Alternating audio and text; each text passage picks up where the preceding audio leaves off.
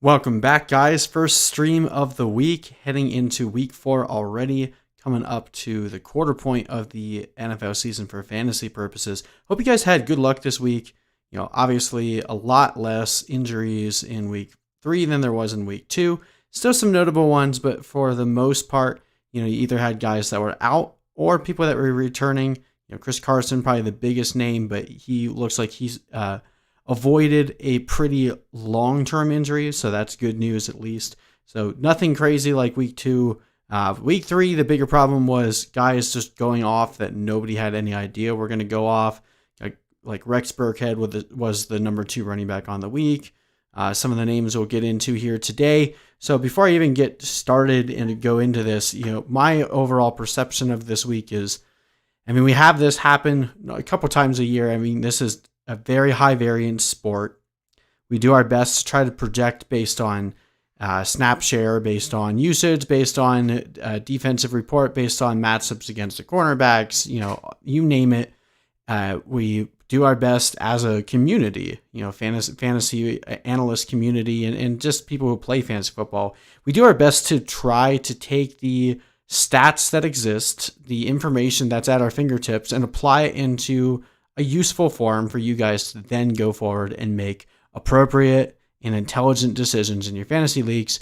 And for the most part, on average, we're correct. But, again, it's a very high variance sport. So there's always going to be things that we miss on and things that just go completely out of left field, whether that's due to injury or just a coach doing something completely different. So my overall take on this week, if you guys are panicking, if you guys had a bad week, my overall take is don't panic, because this was kind of a topsy-turvy week, kind of lots of opposite plays happening here that I don't expect to continue for a while.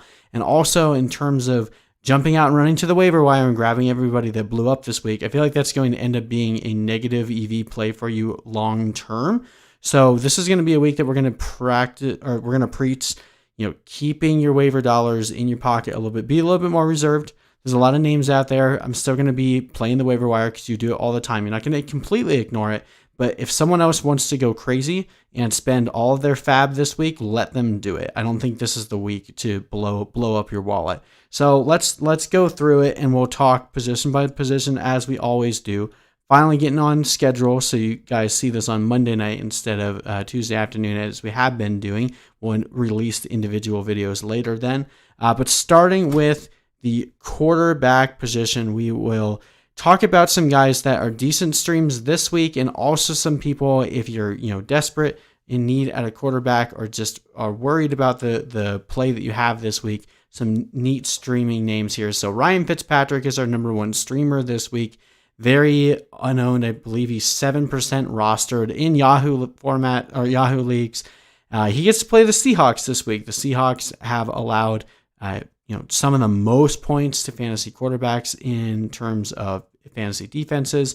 And Ryan Fitzpatrick is looking like he's regained a lot of that magic that he had ended with last year. So Ryan Fitzpatrick is a great pickup this week. Kirk Cousins, everyone dumped to the waiver wire after his negative fantasy play in week 2. But as we had kind of expected, that was a little bit more of an overreaction. Minnesota looked pretty good on offense, and their defense continues to be bad. So while Kirk Cousins did end up throwing 2 picks this week, he had a final stat line of 16 of 27, 251 yards, and 3 touchdowns and 2 interceptions. So could have been a better day, but overall, Kirk Cousins looking a little bit more like his old self. If you're in a deep league, he's definitely someone, if someone dropped them, probably worth rostering in a deeper format. Now, Daniel Jones is probably going to end up on a lot of waivers this week. This is a guy that maybe isn't out there yet, but you can expect to see him pop up on the free agency on Wednesday after people drop some of the names, because he's had some pretty bad weeks back-to-back now. Well, Daniel Jones' upcoming schedule, he's got the Rams and then the Cowboys, Washington, Eagles, got the Bucks again, but then he's got Washington, Eagles, Bengals, Seahawks, Cardinals, Browns. You see a trend coming. Lots of nicer defenses are coming up for Daniel Jones. So while he is still without Saquon Barkley, this defense is absolute garbage. The Giants are going to get better on offense, and they're going to have to score a lot of points to keep up with the fact that their defense can't stop anything. So Daniel Jones, if he gets dropped to the waiver wire or if he's out there, definitely worth a stash pickup right now. Could end up being a late season hero, similar to the way Ryan Fitzpatrick and Ryan Tannehill was for you last year. Nick Foles had a really good game, only playing one half there against the Falcons, but 16 of 29, 188 yards, 3 touchdowns, and one INT. So, if you are hoping that he's able to pull it together, they've got a really nice receiving core there with guys like Allen Robinson, Anthony Miller, Darnell Mooney is coming alive. Jimmy Graham apparently has something left in the tank. So Nick Foles, very interesting option. Doesn't have to be rostered, but if you're in a deeper league or just looking for a shot at quarterback, you're not happy with what you've been getting, Nick Foles could end up being pretty interesting going forward. And then Justin Herbert looked good again, a little bit more rookie-wise, but 35 of 49, 330 yards, and 1 touchdown, 1 INT on the week. But, nothing really fascinating there for Justin Herbert, just in deeper formats. Definitely someone to keep an eye on. Definitely want to keep talking about Jalen Hurts. Through the 2 weeks here, we have Carson Wentz is 32nd out of 32nd. 36th out of 36 of quarterbacks that have thrown 5 passes or more. His quarterback rating is dead last. The Eagles are in trouble. Doug Peterson is basically backing him up, which is, I guess, a vote of confidence. But through 3 weeks, Carson Wentz looks like absolute trash. So if you're in a 2-quarterback league, and Jalen Hurts is still sitting out there on your waiver wire, you really need to make sure you roster him, throw him into the back of your bench, because it could be a short ride with Carson Wentz if he keeps this up. And then Jameis Winston, I know Drew Brees looked a little better last night, but not really. I mean, that was pretty much all Alvin Kamara. So I would not be surprised if at some point this year we see Jameis Winston taking over. It's just going to depend on whether or not the Saints keep losing. And we'll see what happens when Michael Thomas comes back, but definitely worth stashing on your bench in 2-quarterback leagues. So nothing crazy going on with quarterbacks, as there rarely is. We'll jump over and look at the running backs now. So based on your current league, Myles Gaskin is probably not someone that is out there. He's a bit higher rostered at this point, but I think there's still about 60% of leagues in Yahoo formats that people have not gone out and gone after Myles Gaskin. If he's out there, to me, he's the clear number 1 pickup, had over 80% of snaps, finished with 22 carries and 66 yards on Thursday night, but he also had 5 receptions for 29 yards. The biggest issue with him is the fact that Jordan Howard continues to vulture those goal line carries, which probably will continue to happen, but considering how involved he is in the passing game, the Dolphins defense doesn't really seem to be slowing things down much. Myles Gaskin is going to continue to have a role, and if he's out there, he definitely should be rostered. Now, Carlos Hyde is probably going to be the most talked about name across the industry right now, with Chris Carson going to be out for probably the next 1 to 2 weeks, so probably shut him down through the Seahawks bye week in week 6. So Carlos Hyde is going to be the biggest name that people are going to be going after. I don't really think this is a guy you want to spend a lot of your money on, because first of all, we know Chris Carson is going to be back soon enough. The other issue is Travis Homer. Travis Homer was actually getting more play yesterday when Chris Carson was down. Now, granted, it happened pretty close to the end of the game, but Travis Homer was already coming on in 3rd down situations throughout the game. DJ Dallas might be more involved as well. So I wouldn't be surprised if there's really no running back to own. Russell Wilson is throwing the ball so much more this year than we've seen. Historically, Chris Carson was already not seeing nearly as much usage in the run game as we've seen previously. So I'm avoiding this situation. I could see a world where Carlos Hyde is able to get into the end zone once or twice if he has enough usage this week, but he's someone that I'm going to be avoiding. Jeff Wilson is also going to be another big name that I know a lot of people are going to be talking about because he had a really good week, finished with a good bit of fantasy points, but he had 12 carries for 15 yards. That's pretty bad. And playing against a Giants team, that's even worse. He had 3 receptions for 54 yards and 1 touchdown through the air. But this could just be a situation. We know Raheem Mostert could be back this week. Jermichael Hasty could end up getting some usage there. Not really sure on the severity of Jerick McKinnon's rib injury just yet. So I'm not blowing much fab on a guy like Jeff Wilson either. I feel like this could be a 1-week wonder. Now, Chase Edmonds is continuing to get more and more usage there. And although he's not getting the carries, that's still going to Kenyon Drake. Just a reminder, if Chase Edmonds is out there on your waiver wire, he is one guy that has absolute league-winning potential. if they would stop splitting the time between Chase Edmonds and Kenyon Drake, you would have a total league winner at the running back position. So if he's out there, make sure you're rostering Chase Edmonds. There's some other guys that you could call as handcuffs that I would be rostering right now, but namely Chase Edmonds, just based on the fact that I saw his ownership was very low. Chase Edmonds should be someone you're looking at. And then we get to talk about this wonderful New England backfield, which, I mean, I guess this is just the furthest extent of what Bill Belichick wants to do, right? So we have, for years and years, Bill Belichick is torturing fantasy owners by having 3 or 4 running backs, and you never really know which one is going to do it. And now he adds another fold into that mix by bringing Cam Newton in, who's basically just another big running back. So this is going to be a nightmare for fantasy, unfortunately, because Rex Burkhead looks really good. We've got James White potentially coming back this week. Damien Harris is coming off of IR soon. Sony Michel had a good game. Like, don't be too enamored by the stat line is all I'm trying to preach here. Rex Burkhead, 6 carries for 49 yards and 2 touchdowns. He also had 10 targets, 7 receptions and 49 yards and 1 touchdown. So Rex Burkhead heavily involved in the passing game. Will that continue when James White comes back? I'm not sure. Should Rex Burkhead be rostered? Yes. He shouldn't just sit out there on the waivers just in case this trend continues. But just because he had this kind of a game in no way means you can go out and then throw him straight onto your starting lineup. Again, Damien Harris should probably be back this week based on the severity of that injury. It looked like it was going to be once he comes off IR, he'll be right back into it. He was the guy that was turning a lot of heads in camp. So what is his role heading into it? These are 2 guys that should be rostered, but should not be started. If you need someone to start this week, probably the only name here to really consider would be Carlos Hyde outside of Myles Gaskin. But again, hopefully you're not in a position where you need to spend a lot of fab this week. Travis Homer, as we already mentioned, could get a decent amount of usage there just based on how they want to deploy these guys. Travis Homer is definitely the guy that they're going to be using in passing situations as well. So in PPR leagues, Travis Homer might actually end up having a higher ceiling than Carlos Hyde anyway. And then Cordarrelle Patterson, with Tariq Cohen tearing his ACL for the season, is going to be the backup to David Montgomery. We've seen him do pretty well in a running situation in the very limited workload that he's gotten before. So an interesting name to throw out there, especially if you are a David Montgomery manager. Cordarrelle Patterson, make sure you keep your eye on him. Kenyon Drake or Julio Jones for the rest of the season, I would still stick with Julio.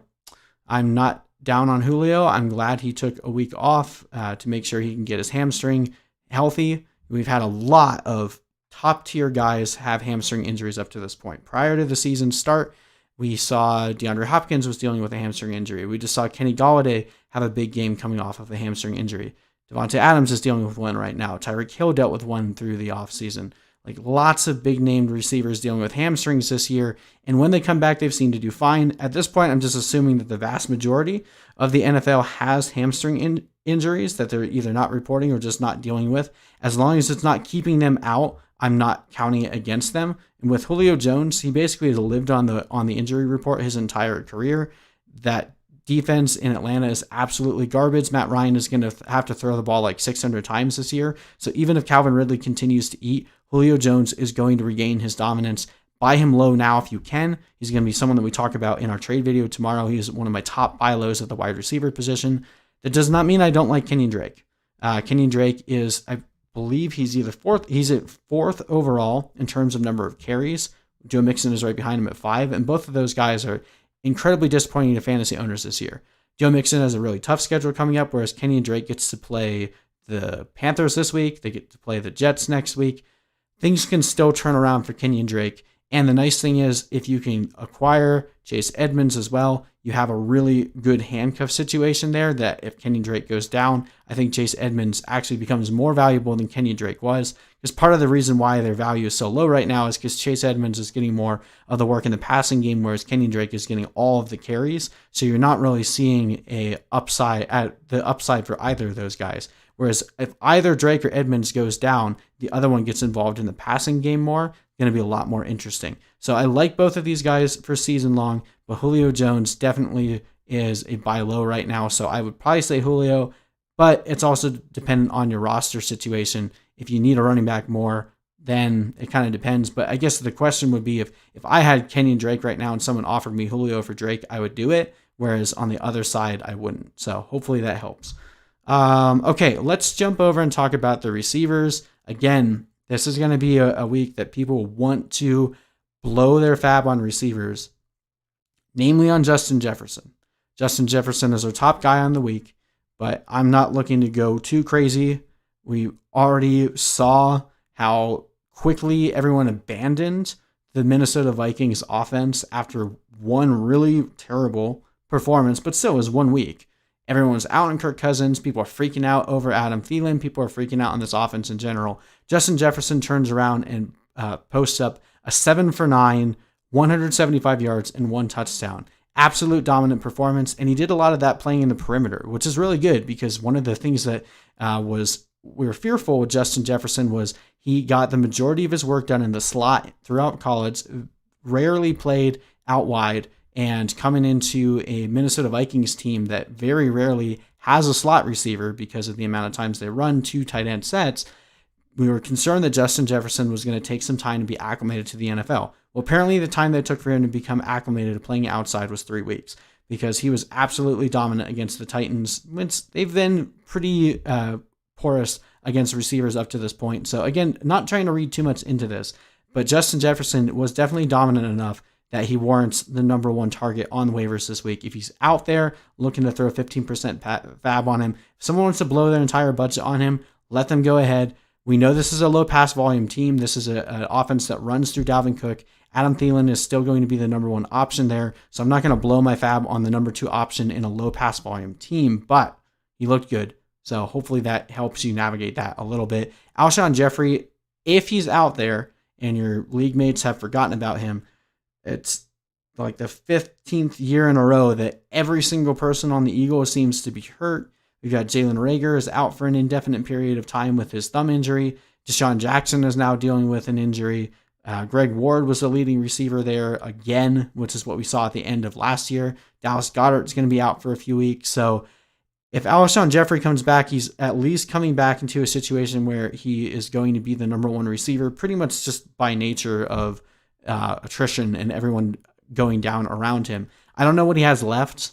He looked pretty washed and toasted by the end of last year. So it's not like if he's out there, I'm not like, oh my gosh, I need to make sure I roster Alshon Jeffrey, but it's worth the shot. If this offense does turn things around, which you've seen them do before, we've seen them come out with slow starts and turn things around midway through the season, or if Jalen Hurts takes over and he ends up being the next best thing at the quarterback position, then Alshon Jeffrey could end up seeing his value rise that way. So if he's out there, you should be going after him. He's the second best guy we have on the week. All right, and then we had this massive tier, this group of guys that I'm just honestly throwing my hands up and saying, take your shot on who you think is the best option here.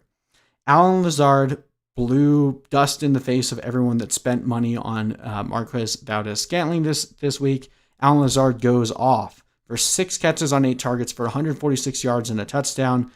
Looked really slow, to be honest. Like how he didn't score on that massive touchdown made no sense to me, but it doesn't matter. He has the trust of Aaron Rodgers, and Aaron Rodgers has actually thrown more touchdowns, and this offense has scored more points than at any point in his career. So even though their defense looks like it's regressed some, Packers offense is on fire right now.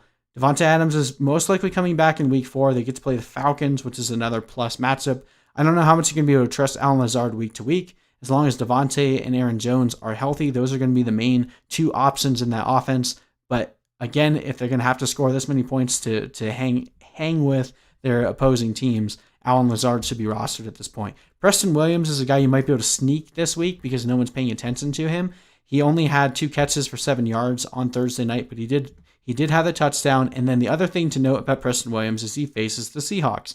We've already talked about this with Ryan Fitzpatrick, but the fact that the Seahawks are giving up the number 1 most points to fantasy opposing receivers, Preston Williams could be in for a really nice week this week. If you need a spot, like a quick spot start, look for Preston Williams on your waiver.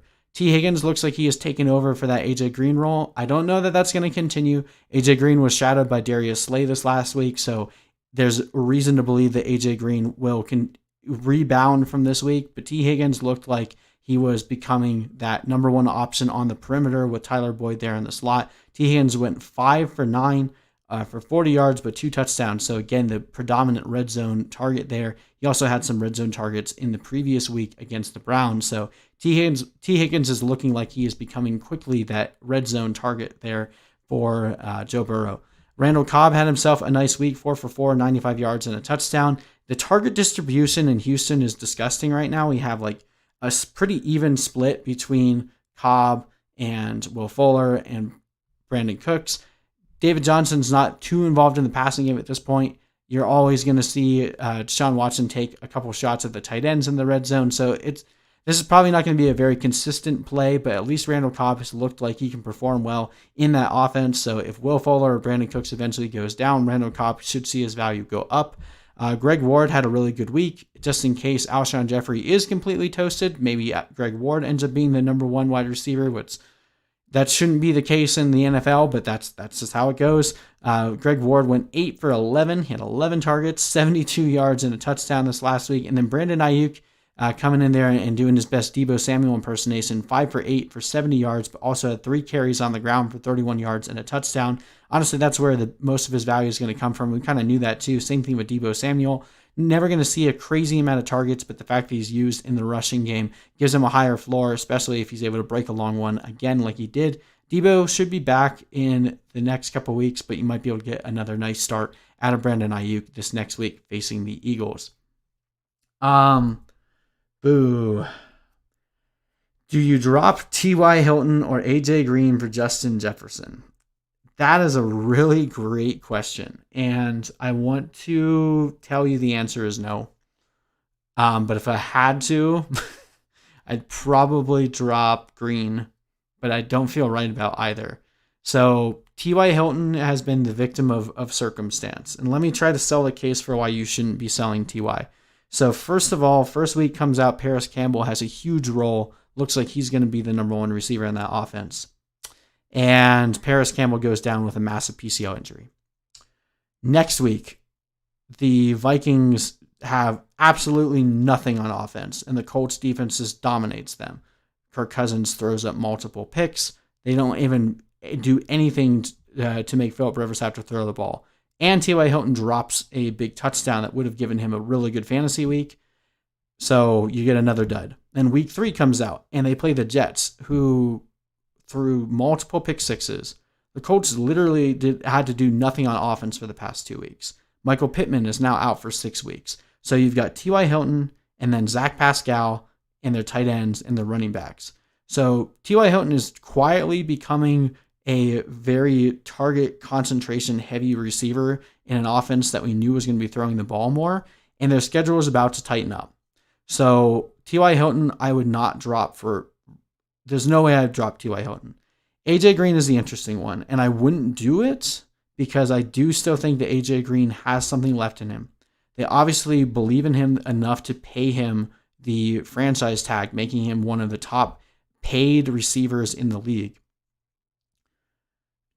T. Higgins is annoying if you're an A.J. Green owner right now, and that could be a problem.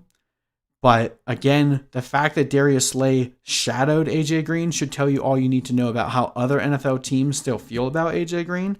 So I wouldn't do it. If there's someone else on your roster that you want to throw a few other names out, I can tell you if I would drop for Justin Jefferson. But I feel like that ends up being a bad play in a couple of weeks.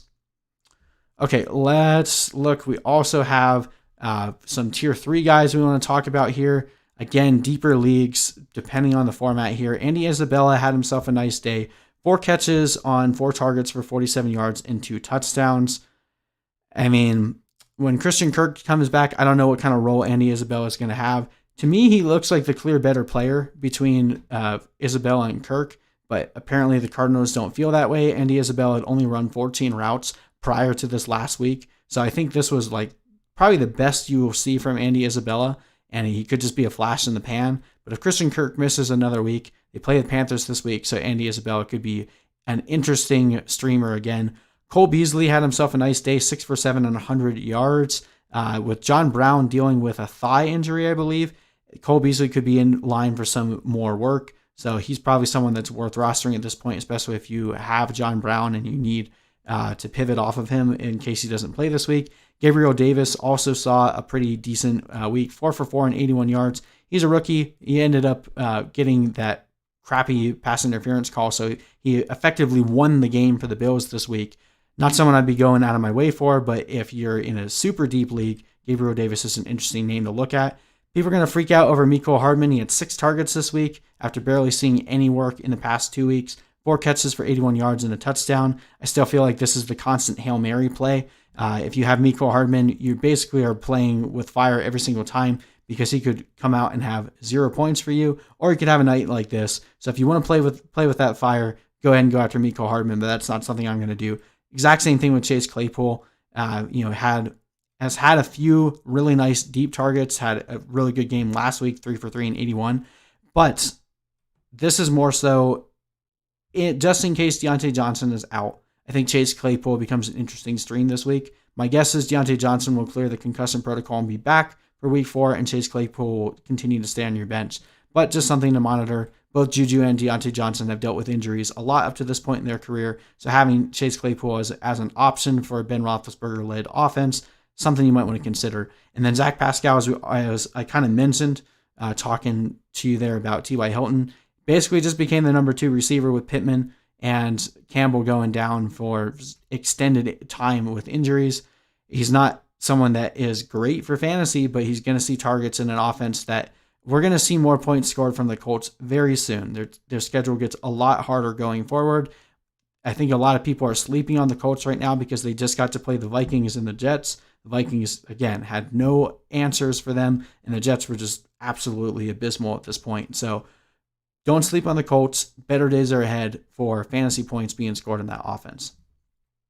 Okay, let's talk about the grossest position this week, the tight ends. This was absolute dumb week for tight ends, but Jimmy Graham led the league in terms of fantasy points for tight ends, 6 for 9, 60 yards, and 2 touchdowns. Did get a lot of targets from Nick Foles, so it's something to monitor. I don't like it by any means, but he looks better than he did for the past couple years, and if they're going to have to throw the ball as much as they did this last week, he could end up being an interesting streamer. Not someone I'm blowing my budget for, but if he's out there, 5%.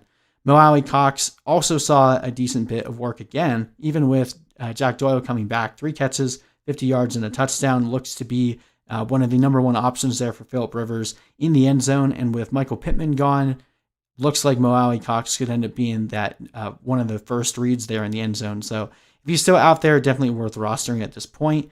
Eric Ebron, I'm not going crazy over. He had 5 catches on 7 targets for 52 yards and a touchdown, but that's coming off of 2 weeks where he's done absolutely nothing. So I'm only going after him if I'm absolutely desperate. Like if I had Dallas Goedert as my tight end 1 and there's nobody left on the waiver wire, then maybe you can make a play for him. But otherwise, definitely not going out of my way. And then Tyler Kroft looked to be the massive beneficiary of Dawson Knox going out. But even that, it's just the product of the game. He had 4 for 5, 80 yards and 2 touchdowns. Probably never going to see another game like that again. So not someone I'm going out of my way for. But again, we had to bring his name up because he was the number 2 tight end on the week. So you got Jimmy Graham and Tyler Kroft. Everyone projected them to be the number 1 and 2 tight ends on the week, right? That's how week 3 went for a lot of people. Okay, let's talk about defensive streamers as well. If you were fortunate enough to look at the schedule the week before and you picked up the Broncos, you're going to be rewarded because they get to play the Jets on Thursday nights. The Rams are another interesting team this week playing against the Giants. Rams defense hasn't been the greatest, but again, playing against the Giants without Saquon Barkley, we'll see if Daniel Jones can rebound after not showing up at all against the San Francisco 49ers. I kind of like the Jaguars against Cincinnati, even though I do think this will be a higher scoring game. Cincinnati has been allowing way too much pressure on Joe Burrow. Look for him to be sacked a bunch in this game. And then the Cardinals are another, this is a kind of like a chess move. So playing Carolina, in Carolina, not the best defense or best defense option this week because Carolina has been pretty efficient. They did have they gave up a lot of points to the Buccaneers in week 2, but I am expecting this to be a higher scoring game, so I'm not sure how many points the Cardinals will actually be able to get for you this week. But again, the Cardinals, similar to with the Broncos last week, they get to play the Jets in week 5. So if you're looking ahead and you're like, okay, well, I just need a decent start this week, and I'm really looking forward to having a defense for week 5, the Cardinals are the option for you there, because then they go ahead and play the Jets in week 5, so you don't need to worry about picking up a defense on the waivers next week. There's a lot of really good matchups this week in terms of potential shootouts, so there's not a lot of good streaming defenses here. These are the best ones I was able to identify. But leave a comment if you guys have a question about who you should go after in your specific league. And that is it in terms of waivers for week 4. So again, just the overarching concept here is I'm preaching caution this week. Don't go too crazy with your fab spending. I think there's going to be better weeks to come. There weren't too many crazy injuries this week, which is a good thing. And there were a lot of random people that blew up that I don't see happening continually. So if someone wants to go blow up their fab or use their number 1 waiver priority on someone after just 1 week of performance, I say let them do it. But yeah, that is it. So thank you guys for joining us, and we'll see you guys in our next stream.